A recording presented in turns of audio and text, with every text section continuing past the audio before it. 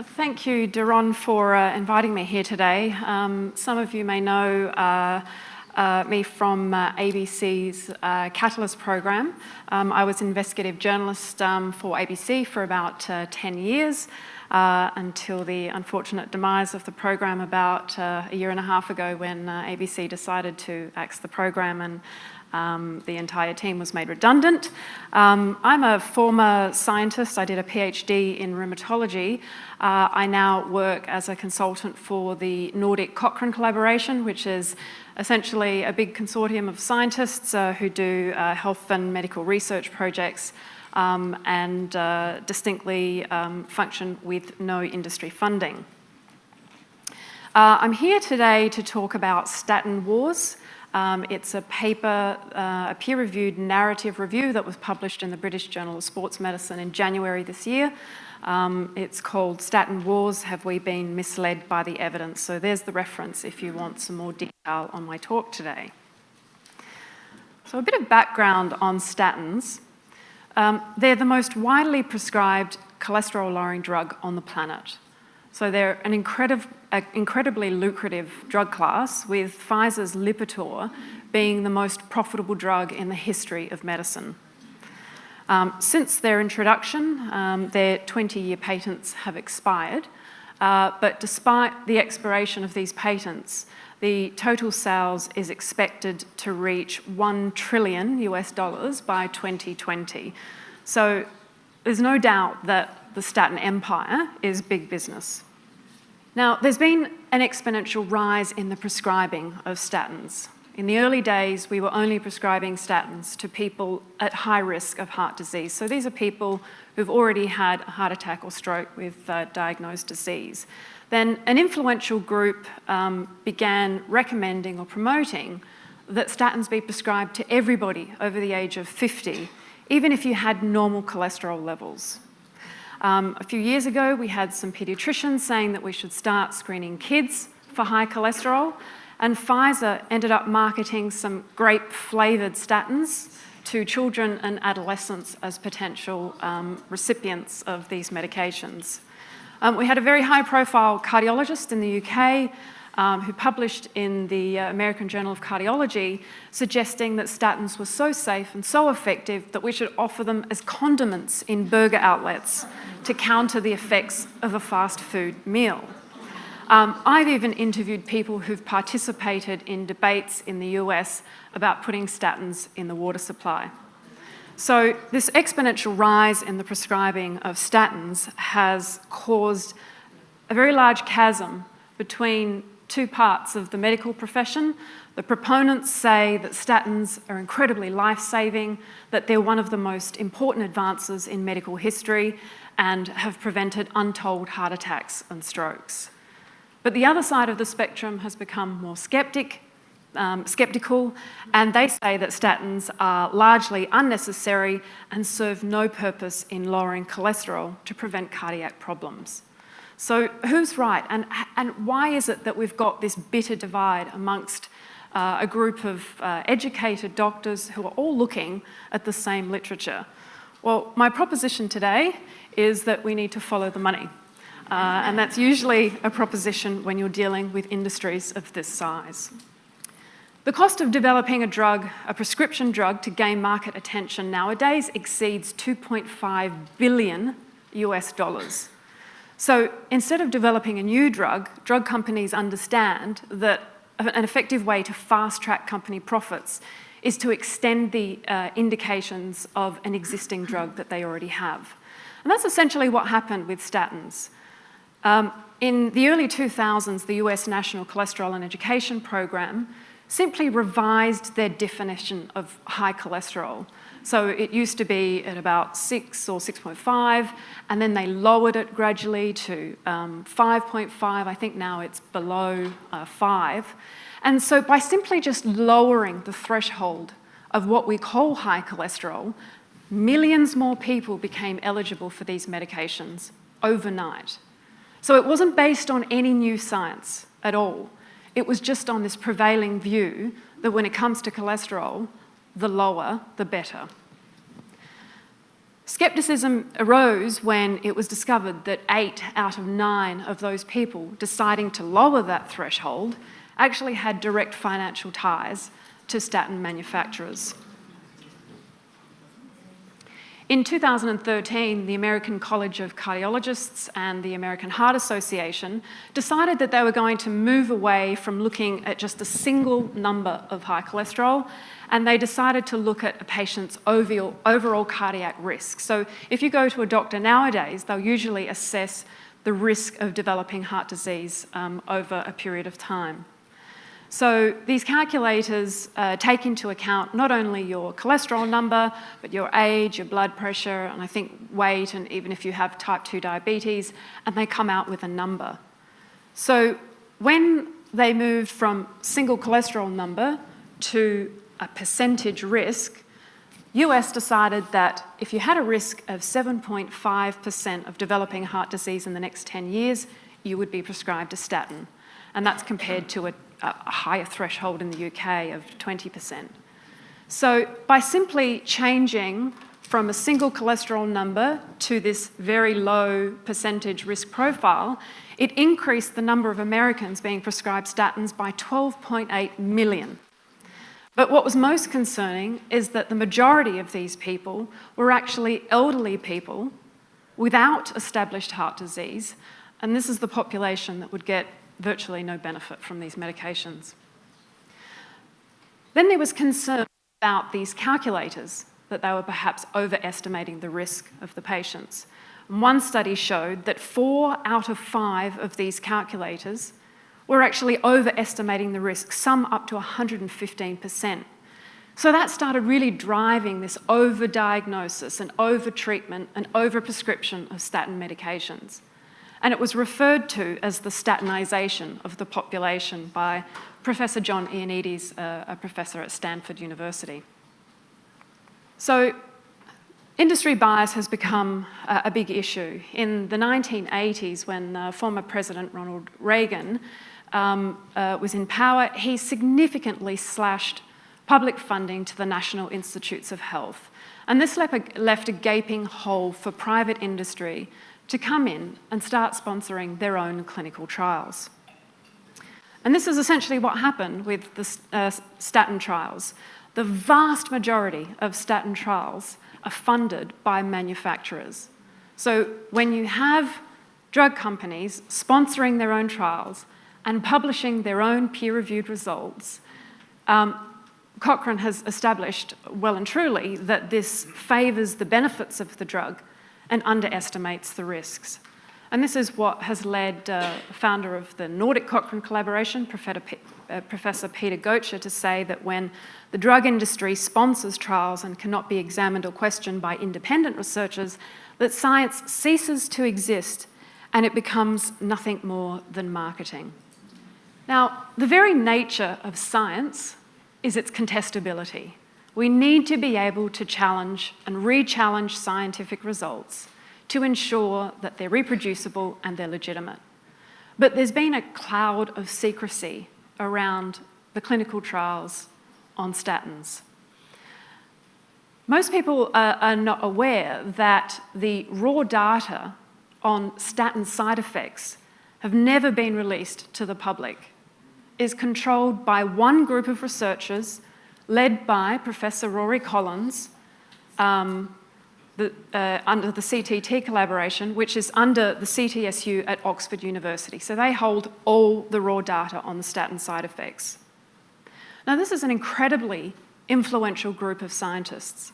They periodically publish meta-analyses that advocate the wider use of statins. This is the group that were promoting that everybody over the age of 50, even if they had normal cholesterol, should be on statin medications.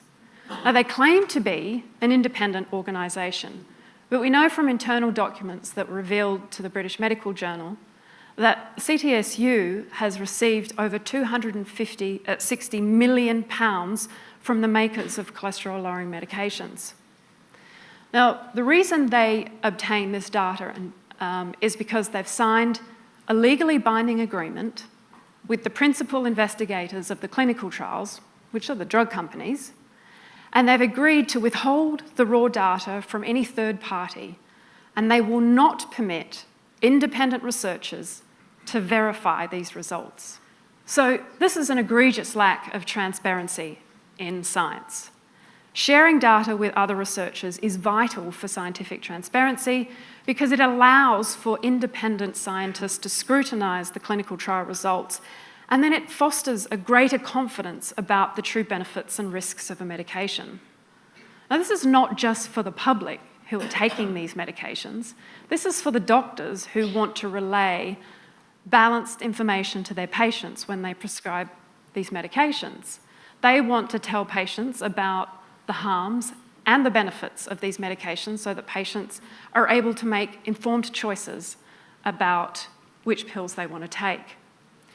So it's not surprising that all of this secrecy around the side effects of statins has raised concerns about the authenticity of the statin data.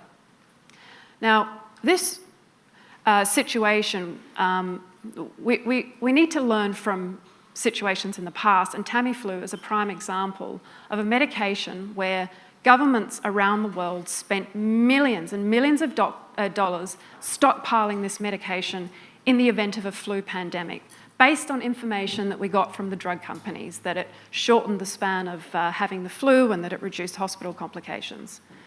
But a tenacious group of Cochrane researchers lobbied hard to get access to the clinical trial reports that the drug companies had never revealed to the public. And it took several years, but in essentially a public shaming campaign in collaboration with the British Medical Journal, the drug companies finally handed over that data, and the Cochrane researchers did do an independent review, and they found that Tamiflu was not as effective as it was made out to be, that it had much more side effects, and it didn't reduce hospital complications.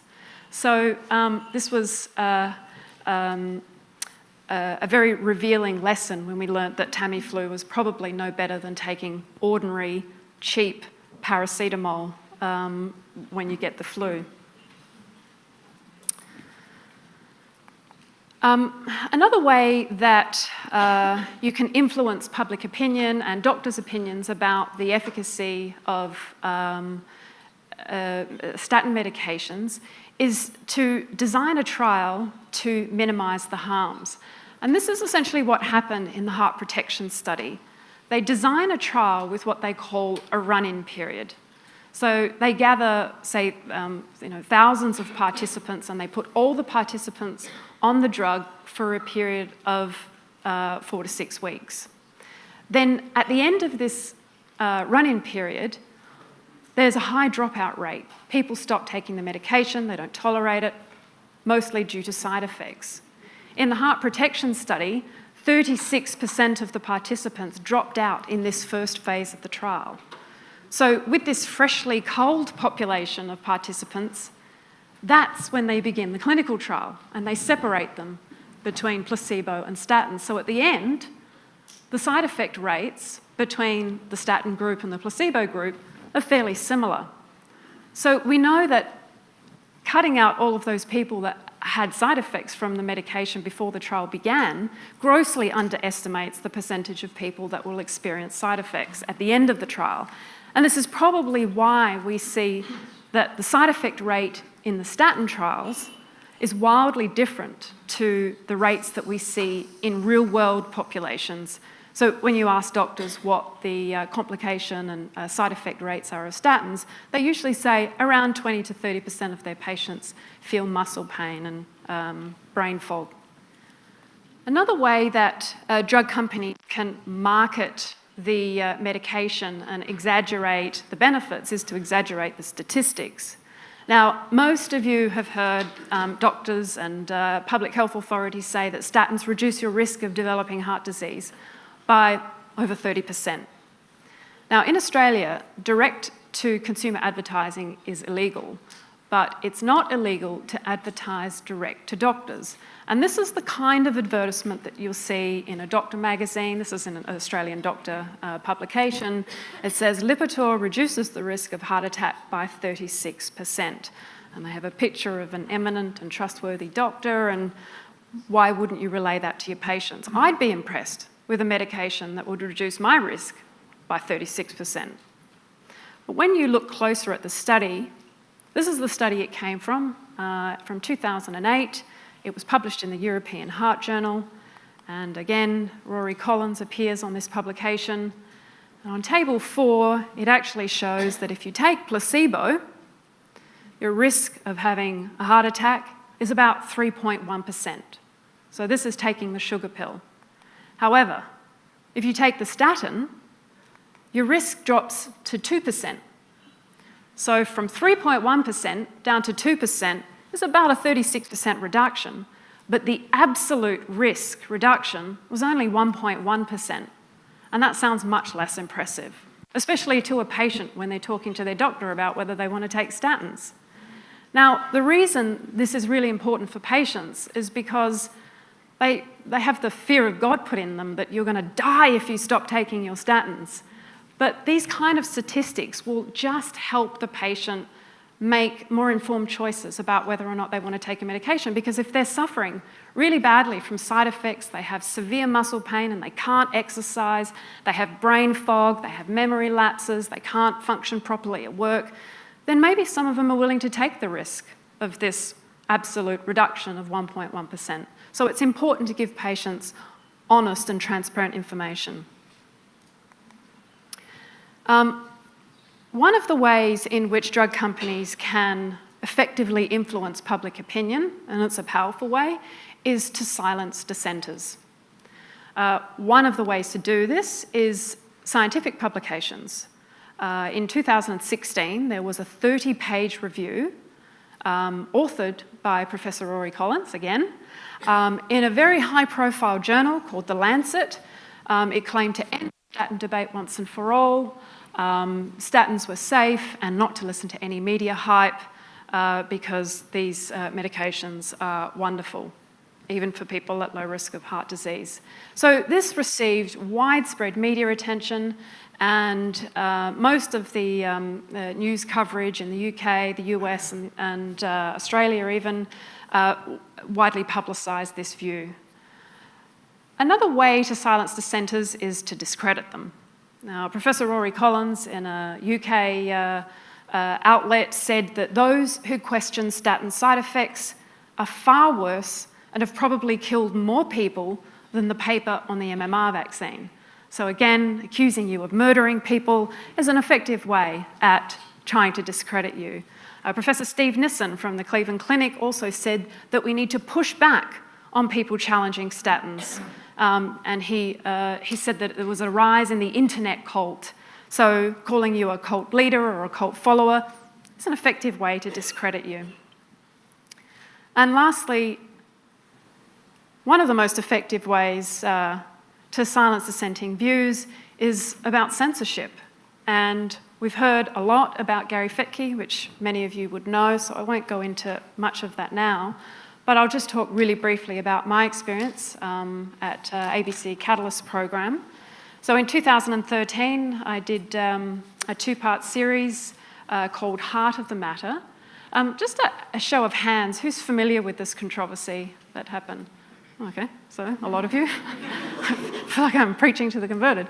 So really briefly, it was a 2-part series. The first challenged the long-held belief that saturated fat caused heart disease by raising cholesterol. And the second part of the series, which was the one that caused all the controversy, was called Cholesterol Drug Wars, and we questioned the overprescription of statins and the overwhelming industry influence in statin trials. They went to air, they received an extraordinary amount of attention. They rated 1.5 million, which was profound ratings at that time slot. And we were receiving thousands of congratulatory letters and texts and on social media from people that were really happy with us. And of course, and more importantly, the managing director and director of television at the ABC were really pleased about the outcome of these trials, these programs, until we started receiving complaints from Heart Foundation, who were criticised in this program, very scathing complaints, and from, of course, the drug companies and a few vested interest groups. So this is when the orchestrated campaign to discredit myself and the programs began. We had ABC's health commentator, Norman Swan, go on national radio and say people will die if they watch this program. We had a Sydney cardiologist at Royal Prince Alfred, David Sellermeyer, go to the Sydney Morning Herald and say ABC has blood on its hands.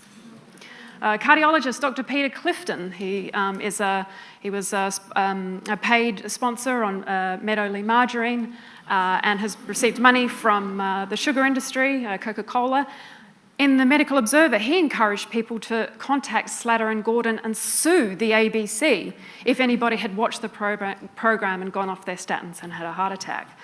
And of course, a scathing review by the National Heart Foundation CEO. She wrote an editorial in the Sydney Morning Herald saying that the program and the messages were dangerous. And this was a really difficult tide to stop, or at least counter, because our entire Catalyst team were put under a gag order. We were not allowed to defend ourselves in the media.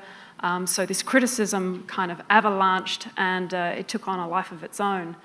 And then, of course, very widespread media attention on an article that was published by Professor Emily Banks in the Medical Journal of Australia, saying that the Catalyst program caused thousands of people to stop taking their medication, and they predicted that this would cause up to 2,900 potentially fatal heart attacks and strokes. So that was kind of the final nail in the coffin for the programs. We were accused of mass murder. Unfortunately, ABC capitulated to the pressure and the increased scrutiny, and they decided to remove the programs from the website.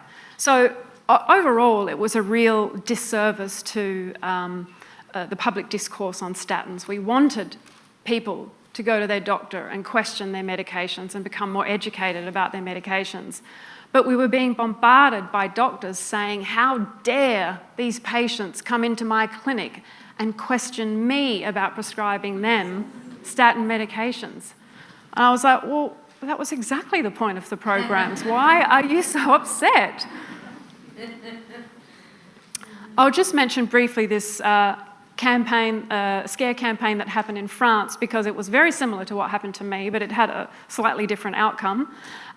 So again, widespread media attention when a French cardiologist questioned the value of statins in a new book, and this received a lot of attention in the French press. Same sort of thing again, a report came out blaming the book and the media hype for causing a 50% increase in statin discontinuation, so lots of people going off their statins.